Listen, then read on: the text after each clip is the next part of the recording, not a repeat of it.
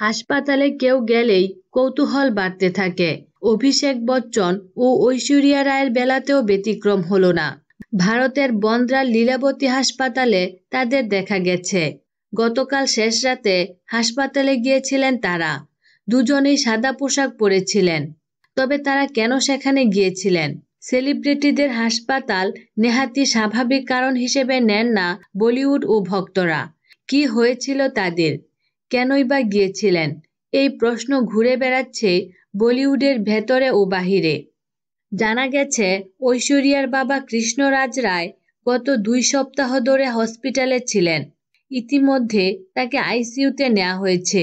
তিনি ক্যান্সারে আক্রান্ত ছিলেন। বাবাকে দেখতেই ঐশ্বরিয়া ও অভিষেক হাসপাতালে গিয়েছিলেন। গোলাপ জানু ছবিতে একসঙ্গে দেখা যাবে অভিষেক ও ঐশ্বরিয়াকে। শোনা যাচ্ছে ছবিতে নাকি কাজ করতে পারেন অমিতাভ বচ্চনও। বিনোদন জগতের নিত্য নতুন খবরাখবর জানতে আমাদের চ্যানেলটিতে সাবস্ক্রাইব করার জন্য আপনাকে আন্তরিক ধন্যবাদ।